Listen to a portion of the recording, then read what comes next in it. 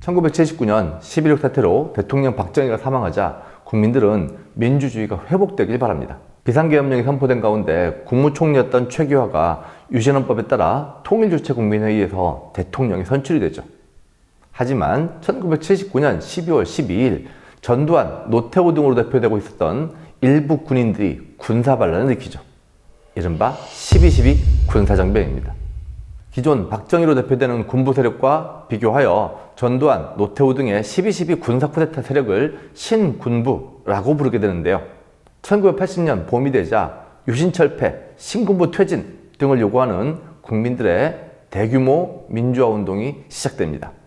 이를 1980년 서울의 봄이라고 하죠. 1980년 5월 15일에 이르게 되자 학생과 시민 무려 10만여 명이 서울역 앞에 모여 신군부의 퇴진과 유신철폐를 요구하는 강력한 시위를 전개하게 되는데요. 이에 신군부는 1980년 5월 17일을 계기로 해서 서울에 내려져 있었던 비상계엄령을 전국 주요 도시로 확대합니다. 전국 주요 도시에 이제 공수부대를 비롯한 계엄군들이 파견되기 시작하는 거죠.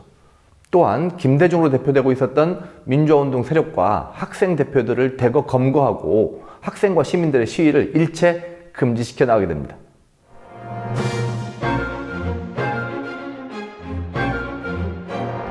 5.17 비상계엄 확대 조치로 광주에 파견된 제7공수회단은 이곳 전남대학교 학생들의 시위를 가로막게 됩니다. 5월 18일 이곳 전남대학교 앞을 지키고 있었던 공수부대원들과 전남대학교 안으로 들어가려고 하는 전남대학교 학생들 사이에 물리적인 충돌이 발생합니다. 이때 공수부대까지 동원된 진압병력이 학생과 시민들한테 무자비한 폭력을 가하게 됩니다. 5월 19일 광주 지역에는 공수부대가 증원 파병되었으며 광주 시내 중심인 금남로에서는 그 전날 투입되었던 제11 공수여단 공수부대원들과 광주 시민들이 대규모 충돌을 일으키면서 양측 사이에 치열한 투석전이 벌어졌고 이것을 진압하는 과정에서 수많은 광주 시민들이 희생당하게 됩니다. 계엄군에 의한 잔인한 진압이 이루어지기 시작한 3일째인 5월 20일이 됩니다. 이곳 금남로에 버스와 택시 등 약 200여 대의 차량들이 모여 저 앞쪽에 있는 전남도청을 향하여 이른바 차량 시위를 전개해 나갔던 것이죠. 이날 저녁 계엄군들의 발포가 본격적으로 이루어짐으로써 광주 시민들의 수많은 사상자가 발생하기 시작합니다. 5월 21일이 됩니다. 지난밤 광주역 앞에서의 대대적인 시위는 자정을 넘기면서 아주 격화되었고 계엄군에 의한 발포로 수십 명 이상이 사망을 합니다. 이날 약 10만여 명의 광주 시민들이 이곳 전남도청 앞 광장을 가득 메우고 계엄군이 물러날 것을, 신군부가 퇴진할 것을 요구하는 시위를 본격적으로 전개하는데요. 그러하던 오후 1시 갑자기 애국가가 울려 퍼집니다. 애국가가 울려 퍼지는 것을 시신으로 하여 계엄군의 발포가 시작됩니다. 5.18 광주민주화운동이 시작된 이래 가장 대규모의 집단적인 발포였으며 10만여 명의 시위대를 향한 계엄군의 발포는 아주 잔인하게도 이루어졌고 당일 총상으로 사망한 사람의 숫자만 50여 명이 넘어갔는가 하면 부상자만 500여 명이 넘어가는 아주 끔찍한 학살극이 벌어지고 말죠. 이에 큰 충격과 두려움을 느낀 학생과 시민들은 파출소, 예비군 무기고 등을 습격하여 무기를 탈취하고 스스로 무장을 하게 됩니다. 이를 광주의 시민군이라고 하죠. 시민군의 등장에 따라 계엄군들은 일단 광주 외곽으로 철수를 하게 되는데요. 철수한 계엄군들은 광주를 향하는 모든 교통로를 다 막아버리고 광주로 연결되는 모든 통신수단을 다 차단시켜버림으로써 광주를 완전히 고립무원의 상태로 만들어버리게 됩니다. 5월 22일 시민들이 무장하고 있었던 총기가 자발적으로 회수되기 시작했으며 광주의 수습대책위원회에서는 계엄군과 협상을 통해 이 상황을 평화롭게 마무리 짓고자 하는 노력을 본격적으로 기울이기 시작하죠. 5월 23일, 5월 24일, 그리고 5월 25일에 이르면서 수습대책위원회는 계엄군과 끊임없이 협상을 시도하였고요. 그러던 5월 26일 계엄군 측은 광주 시민들에게 최후 통첩을 하였으며 이때 전남도청에 모여 있었던 항쟁 지도부는 계엄군의 진입에도 끝까지 저항할 것을 결의하게 됩니다. 그리고 5월 27일 새벽 2시 계엄군들이 광주시에 진입을 합니다. 그리고 새벽 4시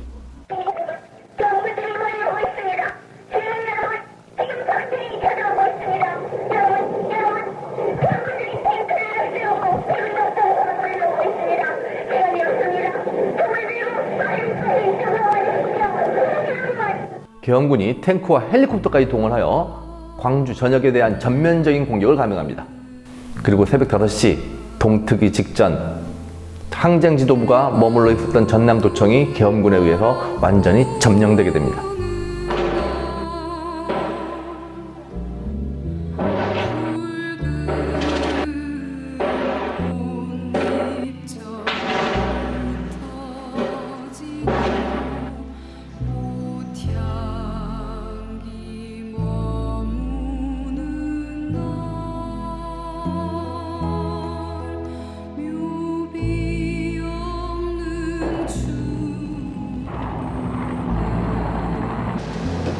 폭도에게 알린다.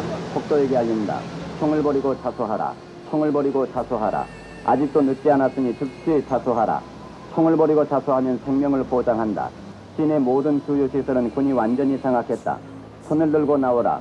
투항하라. 손을 들고 나오라. 투항하라. 투항하면 생명을 보장한다.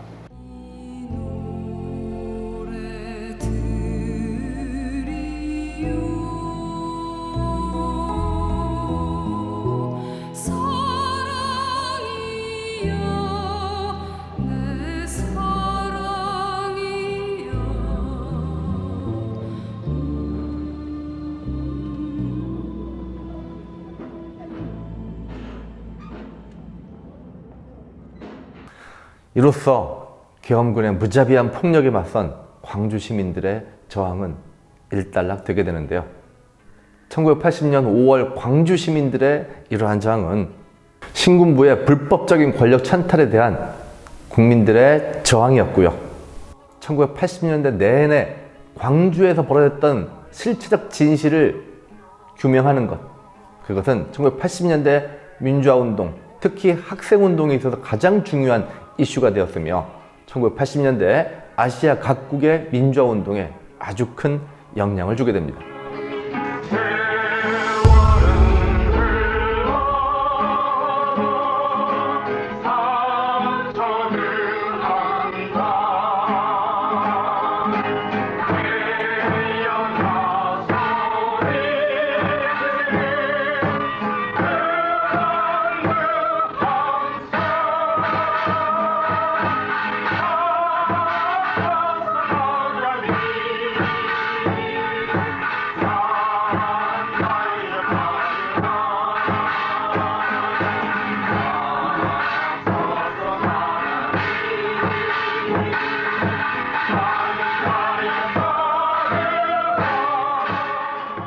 나는 국권을 준수하고 국가를 보위하며 광주 시민들의 민주화 요구를 군홧발로 짓밟아버린 전두환 등의 신군부 세력은 국가보위 비상대책위원회를 구성하고 행정, 입법, 사법의 3권을 완전히 장악하게 됩니다. 이때 국가보위 비상대책위원회는 사회 정화를 명분으로 공포 분위기를 조장하면서 불량배를 소탕한다는 명분으로 삼청교육대를 구성 운영하게 되는데요. 무려 4만여 명의 국민들이 법원의 영장 발부 없이 체포되어 군부대 내에 감금되어 구타와 얼차례의 대상이 되었고요.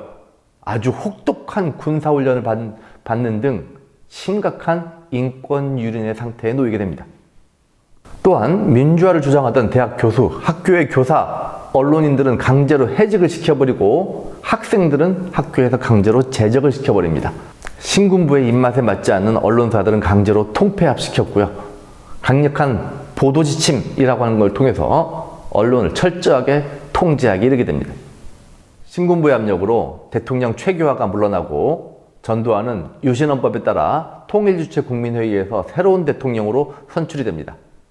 하지만 유신체제에 대한 국민들의 반감, 그리고 악화된 국제여론 등을 고려하여 전두환은 헌법을 개정하여 대통령의 임기를 7년 단임으로 하고 대통령 선거인단이 대통령을 간접 선출하는 방식으로 헌법을 개정하게 되죠.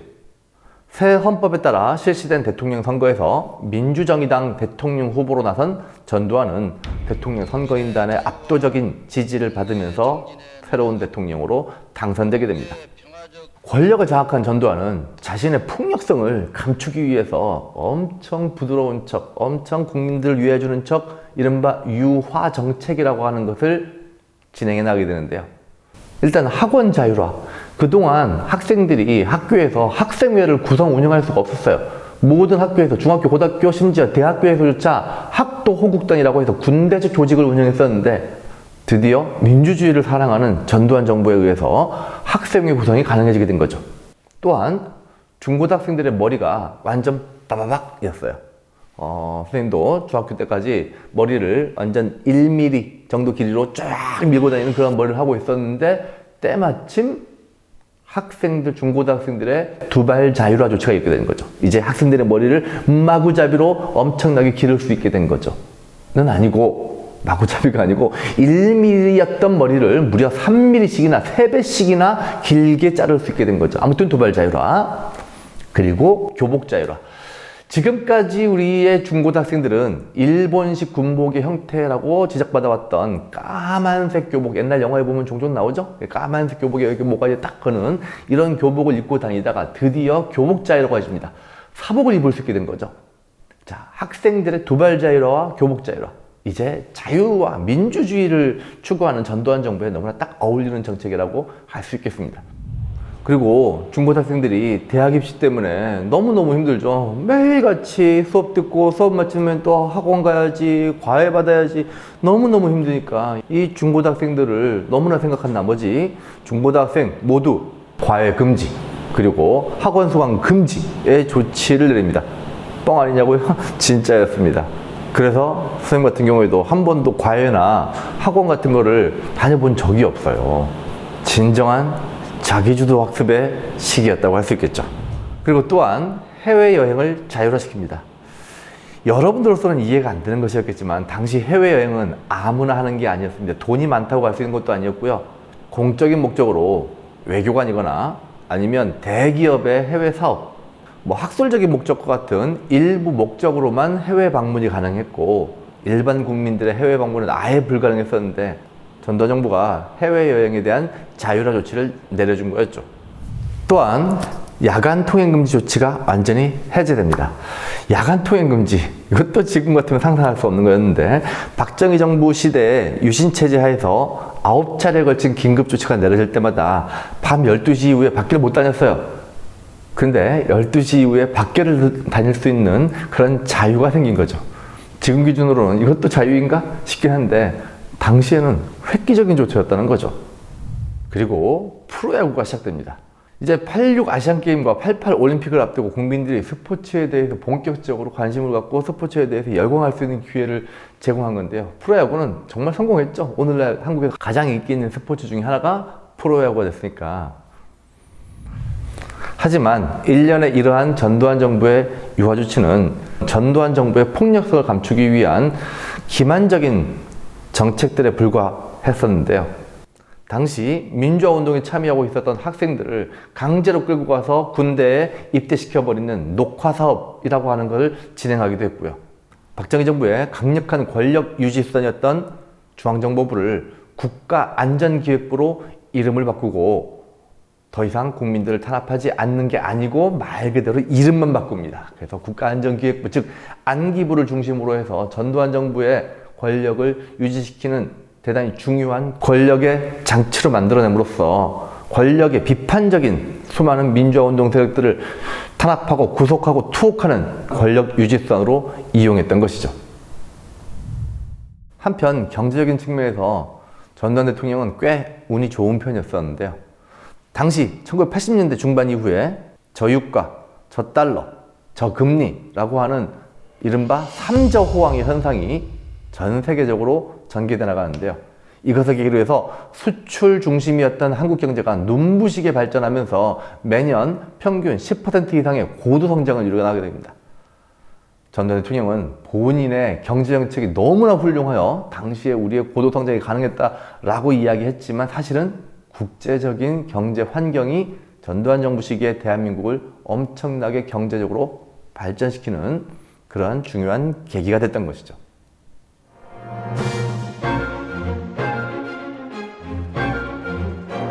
그러나 정권 장악 과정에서의 부도덕성, 폭력성, 불법성, 그리고 연이어 드러나게 된 친인척의 각종 비리, 이런 것들에 대한 국민적인 저항이 거세어집니다. 5.18 광주민주화운동의 진상규명과 책임자 처벌을 요구하는 시위가 끝없이 펼쳐지게 되죠. 전두환 정부는 수많은 공안 사건을 날조하고 위조함으로써 이러한 운동을 철저하게 짓밟아나가기 시작합니다. 공안 사건이란 공공의 안녕과 질서를 유지하기 위한 사건이라고 하는데, 대개 여러 군사 정권에 의해 가지고 자신들의 권력을 유지하기 위해서 수많은 민주화 운동 세력들을 공안 사건의 대상으로 삼고 아주 강력하게 탄압하게 됩니다. 노동운동, 시민운동, 학생운동 세력은 북한 간첩이다, 아니면 북한 간첩에 연결되어 있는 불순분자이다라고 매도되었고, 국가안전기획부와 경찰은 그것을 뒷받침하기 위해 증거를 위조하고 날조하는 등의 불법적인 방법도 서슴지 않게 됩니다. 이렇게 날조되고 위조된 증거를 뒷받침하기 위해 피의자들을 고문함으로써 그들의 인권을 유린하고 말살하는 것은 흔한 일이 되어버렸습니다. 힘이 없고 권력이 없고 연고가 없는 이런 사람들이 제일 모질게 당합니다. 형 절대로 잡히지 마. 이 고문은 그냥 죽음보다 더 힘든 것 같아. 내가 동맥을 끊었더니 그제서야 고문을 멈추더라고요. 형 차라리 잡혀갈 바에는 죽는 게 나아. 자기네들 자꾸 하다 보면 내가 사람으로 안 보이고 개나 돼지로 보이는 거지. 또 그런 시대의 권력에 대해서 향수를 느끼는 일도 없어야 한다. 옆에 방에서 가족들이 새벽 1시, 2시, 3시고 계속 아이고 소리 지르는데 정말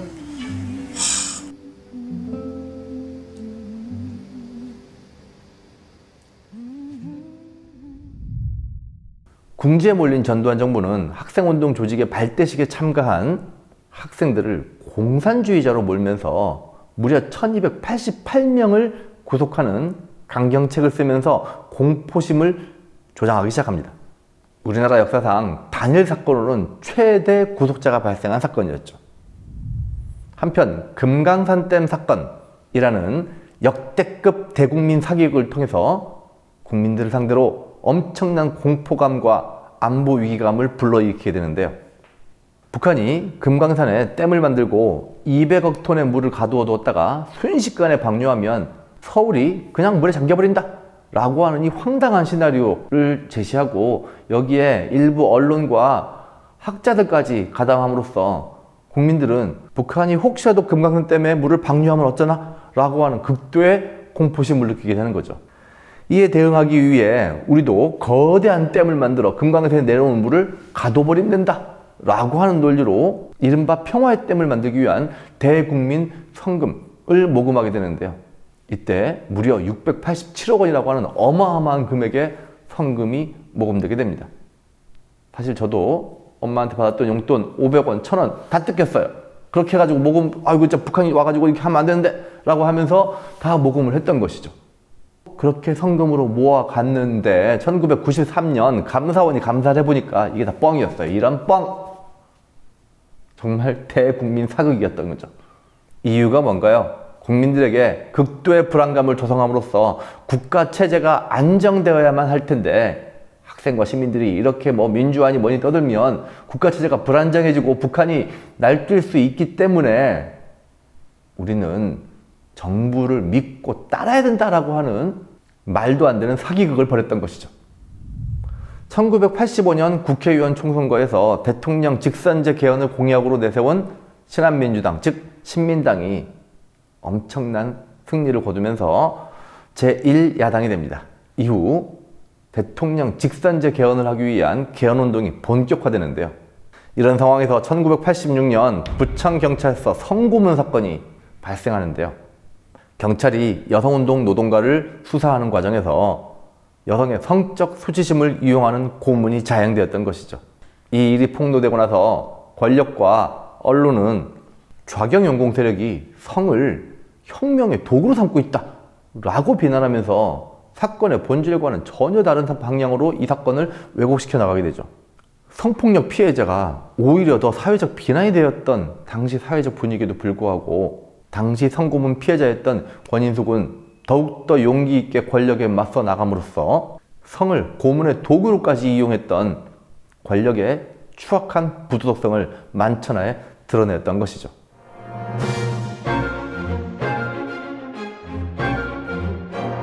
(1987년 1월) 서울대학생 박종철이 경찰의 고문 수사를 받는 과정에서 사망한 사건이 벌어집니다. 경찰은 박종철의 사망 원인을 수사 과정에서 책상을 탁 하고 치니까 박종철이 훅 하고 죽더라. 심장마비로 죽었더라. 이거 뭐 우리 책임 아니다. 뭐 이런 식의 수사 결과 발표를 했을 뿐만 아니라 그 고문 수사에 연관된 관계자들을 은폐하고 축소하려고 하는 시도까지 하면서 전 국민적인 공분을 사게 되죠. 박종철의 죽음을 계기로 해서 고문의 추방, 진상규명, 그리고 직선제 개헌을 요구하는 본격적인 국민들의 요구가 잇따르자 이에 대해서 전두환은 4월 13일 날 중대한 발표를 하게 됩니다.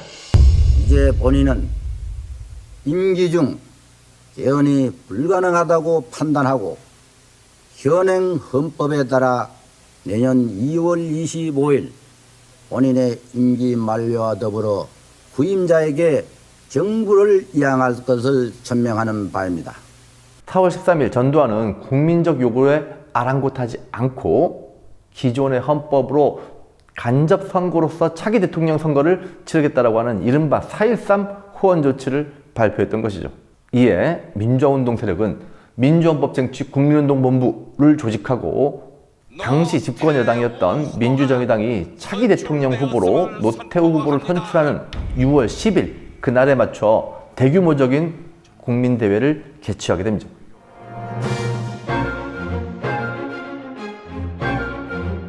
(6월 10일) 국민대회가 준비되는 과정에서 하루 전이었던 6월 9일 연세대학교 시위에서 이한열이 최루탄을 맞고 현장에서 쓰러지고 뇌사 상태에 빠지게 된 일이 됩니다. 이 사건을 계기로 해서 시민과 학생들은 더욱더 6월 10일 국민대회에 결집을 하게 됩니다.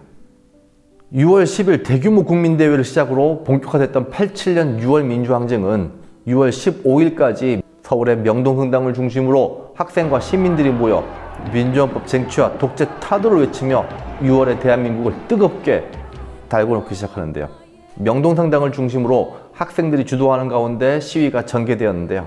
그 과정에서 명동 주변의 직장인들도 본격적으로 시위에 자발적으로 동참하게 됩니다. 이제 학생들만 참여하는 그런 시위가 아니라 일반 국민들까지 참여하는 전 국민적인 민주항쟁으로 발전하기 시작한 거죠. 대한민국의 주요 도시가 경찰이 쏴대는 엄청난 양의 철탄으로 매캐한 연기로 가득 차버리게 됩니다. 이러한 강력한 탄압에도 불구하고 호원철폐, 독재 타도라고 하는 87년 6월에 국민적 요구는 그칠 줄을 모르게 됩니다. 결국 국민들의 저항에 굴복한 전두환 정부는 차기 대통령 후보였던 노태우를 내세워 직선제 개헌을 수용한다는 이른바 6.29 선언이라고 하는 것을 발표하게 되는데요. 국민적 화해를 이룩하기 위하여는 대통령 직선제를 택하지 않을 수 없다는 결론에 이르게 되었습니다. 이는 군사독재 정권의 무자비한 폭력적인 진압에도 불구하고 학생과 시민들의 평화적인 시위가 승리했음을 의미하는 것이었고요.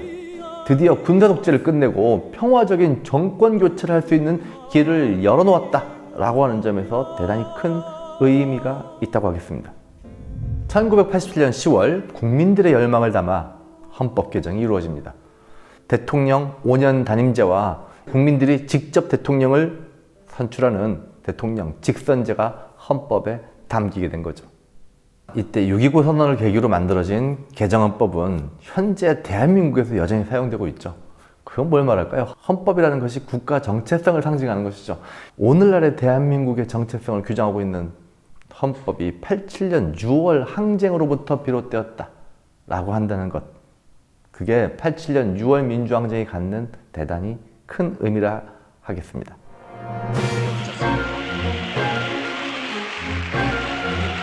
하지만 야당의 분열로 김영삼과 김대중이 후보 단일화에 실패하면서 이건 뭐 어부지리로 민주정의당의 노태우 후보가 역대 대통령 선거의 최저 득표율로 언급결에 대통령이 됩니다.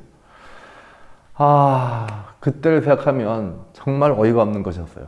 어떻게 일어난 승리인데, 어떻게 우리가 만들어낸 헌법 개정인데 죽서서, 개는 아니고 죽서서 다른 분들이는 그런 황당한 일이 벌어진 거였죠. 안타깝게도 이렇게 정권 교체는 실패했지만 그 다음에 진행되었던 국회의원 총선거에서 야당이 압승을 하게 됩니다. 이른바 여소야대 국회가 펼쳐지게 되는 것이죠. 국회의 과반수 의석을 차지한 야당은 전두환 정부의 비리를 밝히고 5.18 광주 민주화운동의 진상을 규명하기 위해 청문회 소집을 요구했고, 이에 이른바 50청문회 그리고 광주청문회가 개최됨으로써 5공화국 시기의 각종 비리와 광주에서 벌어졌던 권력의 폭력성이 조금씩 그 진실이 드러나기 시작하는 것이죠. 또한 1989년 독일의 통일, 그리고 1991년 소련의 해체 등으로 사실상 냉전이 이제 막을 내리게 됩니다. 이것을 계기로 대한민국 정부는 그동안 외교관계를 맺지 않고 있었던 소련, 중국 등과 외교관계를 맺는 이른바 북방 외교를 본격화하는데요. 이 과정에서 북한과도 관계를 회복하면서 남북 고위급 회담을 통해 남북 기본 합의서를 발표합니다. 이 남북 기본 합의서에는 남북 간의 불가침, 그리고 한반도의 비핵화의 내용들을 담게 되는데요. 이를 통해 남한과 북한은 UN 동시 가입이라고 하는 역사적인 쾌거를 이뤄나가기도 합니다. 한편 국정의 주도권을 확보하기 위해 노태우의 민주정의당은 김영삼, 김종필의 두 야당과 합당함으로써 거대 여당인 민주자유당을 탄생시키게 됩니다. 이후 민주자유당 후보로 대통령 후보에 나서게 됐던 김영삼이 대통령 선거에 당선됨으로써 5.16 군사정변 이후에 처음으로 민간인 출신의 대통령이 당선되는 이른바 문민정부가 시작이 됩니다.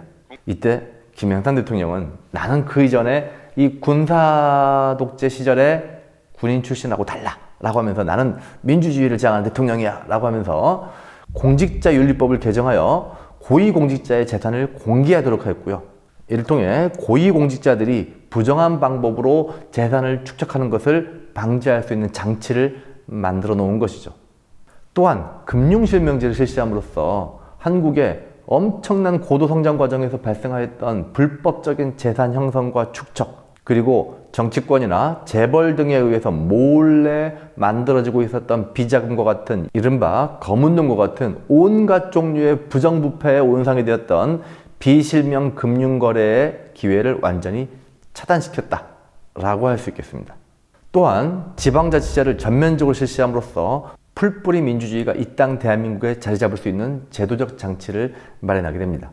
한편 5.18 특별법을 제정한 김영삼 정부는 역사 바로 세우기라고 하는 이름으로 전두환, 노태우 등의 12.12 군사반란과 5.18 광주 민주화운동의 진압 책임자들을 구속시켜 법정에 세움으로써 그들을 내란죄를 물어 사법 처리하게 됐던 것이죠. 하지만 김영삼 정부는 경제협력개발기구, 즉 OECD에 가입하는 등 신자유주의 경제정책을 본격적으로 펼쳐나가게 되는데요. 정경유착을 배경으로 방만한 기업 경영을 하고 있었던 기업들이 부도가 나면서부터 국가 신용도가 급격히 떨어지는가 하면 외국 자본이 급속히 해외로 빠져나가기 시작합니다. 그리고 이에 대처하는 과정에서 외환 보유고가 급속히 줄어들게 되죠. 결국 심각한 외환위기가 발생했고 국제통화기금 즉 IMF와 구제금융협약을 맺음으로써 국가 부도 사태를 간신히 면할 수 있었던 것이었죠.